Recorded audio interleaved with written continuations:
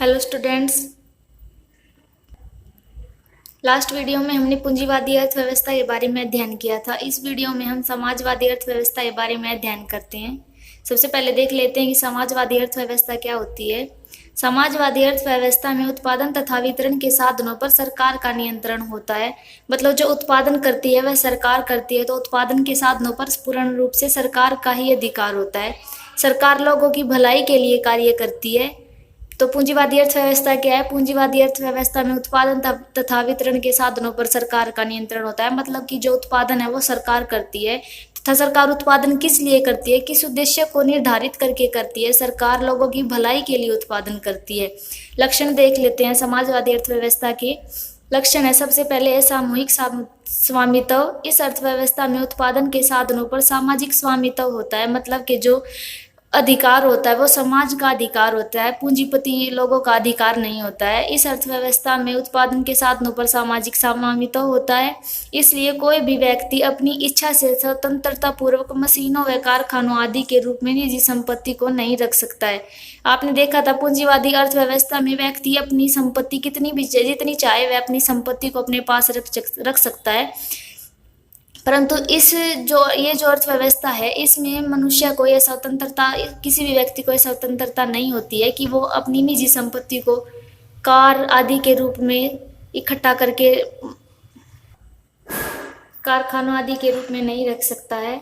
इस अर्थव्यवस्था में व्यक्ति अपनी निजी संपत्ति बिल्कुल भी नहीं रख सकता है। ये जो अर्थव्यवस्था है इसमें व्यक्ति अपनी निजी संपत्ति नहीं रख सकता है। वह केवल उतनी ही संपत्ति रख सकता है जिससे उसका जीवन निर्वाह हो सकता है। एक व्यक्ति कितनी संपत्ति रख सकता है जिससे उसका जीवन निर्वाह हो सकता है? इतनी संपत्ति नहीं रख सकता कि वह कारखानों आदि के रूप में इकट्ठा करके अपनी संपत्ति पर रख सकता है। अगला देख लेते हैं केंद्रीय योजना प्राधिकरण। इस आर्थिक प्रणाली में राज्य द्वारा नियुक्त एक केंद्रीय योजना प्राधिकरण होता है जो यह निर्णय लेता है कि किन वस्तुओं का उत्पादन किया जाए, कितनी मात्रा में किया जाए तथा किसके लिए किया जाए, किस प्रकार किया जाए। ये जो भी समस्याएं होती हैं इनका निर्णय कौन लेता है? केंद्रीय योजना प्राधिकरण लेता है, जो सरकार द्वारा नियुक्त किए जाते हैं। यह प्राधिकरण देश के भौतिक एवं मानवीय संसाधनों का सर्वेक्षण करके इन लक्ष्यों को पूरा करने के लिए विस्तृत योजना बनाते हैं।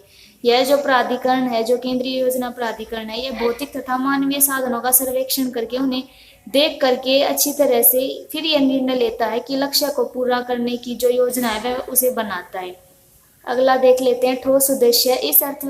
यह जो अर्थव्यवस्था है उद्देश्य रहित नहीं होती है। समाजवादी जो अर्थव्यवस्था है इसका मतलब ये नहीं है कि वह लाभ उद्देश्य से कार्य नहीं करती है तो वह उद्देश्य रहित है। यह अर्थव्यवस्था उद्देश्य रहित नहीं होती है, बल्कि इसके सामने कुछ निश्चित उद्देश्य होते हैं। पूंजीवादी अर्थव्यवस्था के सामने क्या उद्देश्य होता है? लाभ प्राप्त करना। उनका एक ही उद्देश्य होता है। यह अर्थव्यवस्था, इसके सामने कुछ निश्चित उद्देश्य होते हैं। ये आर्थिक तथा सामाजिक उद्देश्य कई प्रकार के हो सकते हैं। उद्देश्य कितने प्रकार के हैं जो इस अर्थव्यवस्था के सामने है? वो आर्थिक तथा सामाजिक उद्देश्य हैं जो कई प्रकार के हो सकते हैं, जैसे कि तेजी से औद्योगिकरण। औद्योगिकरण है जो उद्योगों का बढ़ावा देना, उनको तेजी से औद्योगिकरण करना, जीवन स्तर को ऊंचा करना, मतलब जो लोगों का जीवन स्तर है उसे ऊंचा उठाना, तथा पूर्ण रोजगार की अवस्था को लाना, जनता के सामने पूर्ण रोजगार को स्थापित करना, ये इनका आर्थिक उद्देश्य होते हैं। अगला है आर्थिक नियोजन। इसमें योजना मानवीय तथा भौतिक संसाधनों का सर्वेक्षण करके बनाई जाती है। योजना है जो मानवीय तथा साधनों को अच्छी तरह से देख करके उनका सर्वेक्षण करके बनाई जाती है। इसमें यह योजना बनाई जाती है कि क्या उत्पादन किया जाए तथा कितनी मात्रा में उत्पादन किया जाए तथा किसके लिए और किस प्रकार से उत्पादन किया जाए। यह सब मूल समस्याओं का अध्ययन हम किसमें करते हैं? आर्थिक नियोजना जो नियोजन होता है इसमें जो मैंने बताया है आपको कि योजना प्राधिकरण बनाया जाता है जो सरकार द्वारा नियुक्त किया जाता है। इसमें ही इन सर्व समस्याओं को देखते हैं कि उत्पादन क्या किया जाए, कितनी मात्रा में, किस प्रकार और किस लिए किया जाए। राष्ट्रीय आय में से कितनी आय खर्च की जाए, यह भी इसी में आर्थिक नियोजन में ही देखा जाता है कि राष्ट्रीय जो आय है उसमें से कितनी आय को खर्च किया जाए और कितनी आय को बचा लिया जाए। उत्पादन के कितने साधन कृषि पर, उद्योग पर व अन्य व्यवसायों पर प्रयोग किया जाए, यह भी निर्णय आर्थिक नियोजन के अंतर्गत लिया जाता है कि जो उत्पादन के साधन हैं उनमें से कितने साधनों को कृषि पर लगाया जाए, कितने साधनों से उद्योग किए जाए व कितने साधनों को अन्य व्यवसायों पर प्रयोग किया जाए। अगली है सरकारी नियंत्रण। समाजवादी में योजना सरकार के अधीन रहकर बनाई जाती है। समाजवाद है जो, उसमें योजनाएं सरकार के अधीन रहकर बनाई जाती है तथा सरकार के अधीन ही उन्हें लागू किया जाता है। केंद्रीय योजना प्राधिकारी योजना बनाकर सरकार को पेश करती है। जो केंद्रीय योजना मैंने बताया है आपको, जो सरकार द्वारा नियुक्त की जाती है, वह योजनाएं बनाकर सरकार को पेश करती है। सरकार इन्हें कार्यान्वित करती है, फिर सरकार उन पर कार्य करती है। जो योजना प्राधिकरण है जो, वो उन्हें योजना बनाकर सरकार को देता है और सरकार फिर उन पर कार्य करती है। विनिमय, वितरण, उपभोग, निवेश, विदेशी व्यापार पर सरकार का पूर्ण नियंत्रण होता है। अगला देख लेते हैं प्रतियोगिता का अभाव। ऐसी आर्थिक प्रणाली में सरकार के प्रमुख उद्यमी होने के कारण, जो उद्यमी होते हैं वो सरकार के ही होते हैं, इनके कारण प्रतियोगिता का अभाव होता है, इसलिए इसमें प्रतियोगिता नहीं होती है। और पूर्ण पूंजीवादी अर्थव्यवस्था थी, उसमें पूर्ण प्रतियोगिता थी और इसमें प्रतियोगिता का अभाव होता है। यहाँ पर सरकार जैसे चाहे वस्तु व सेवाओं की कीमत निश्चित कर सकती है। जैसे सरकार चाहती है वस्तुओं की कीमत उसी प्रकार निश्चित की जाती है। अगला है सामाजिक कल्याण। इस अर्थव्यवस्था का उद्देश्य लाभ की प्राप्ति न होकर सामाजिक कल्याण होता है। यहाँ पर जनता की आवश्यकताओं को सामने रख के उत्पादन किया जाता है। पूंजीवादी अर्थव्यवस्था का क्या उद्देश्य था? अधिक से अधिक लाभ प्राप्त करना। समाजवादी अर्थव्यवस्था का उद्देश्य है सामाजिक कल्याण करना। समाजवादी मतलब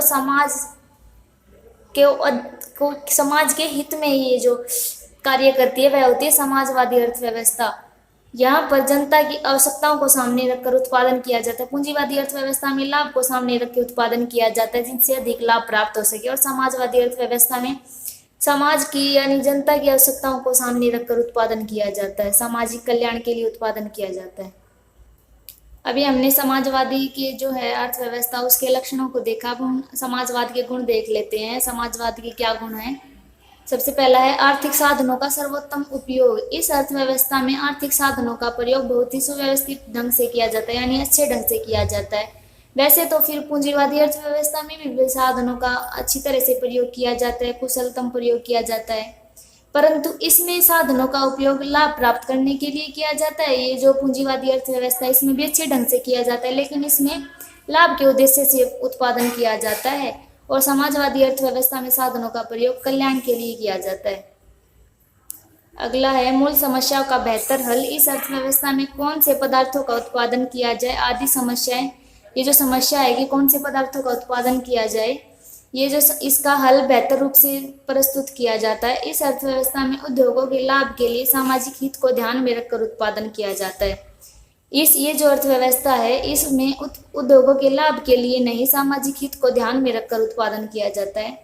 अगला है अपव्ययपूर्ण विज्ञापनों का अभाव। इस अर्थव्यवस्था में पूंजीवादी अर्थव्यवस्था की भांति कोई अपव्ययपूर्ण खर्च विज्ञापनों पर नहीं किया जाता। जैसे पूंजीवादी अर्थव्यवस्था है उसमें विज्ञापनों पर जो ऐड करवाई जाती हैं अपने वस्तु की, अपने सामान की, इस अर्थव्यवस्था में कोई भी अपव्ययपूर्ण खर्च विज्ञापनों पर, कोई भी खर्चा है जो वेस्टेज खर्चा है वो विज्ञापनों पर नहीं किया जाता है, क्योंकि यहाँ वस्तुओं का उत्पादन उपभोक्ता की पसंद के अनुसार किया जाता है। जो वस्तु है उनका उत्पादन उपभोक्ता की पसंद के अनुसार किया जाता है, ना कि लाभ विज्ञापनों के जरिए लाभ प्राप्त करने के लिए, जो पूंजीवादी अर्थव्यवस्था की विशेषता है।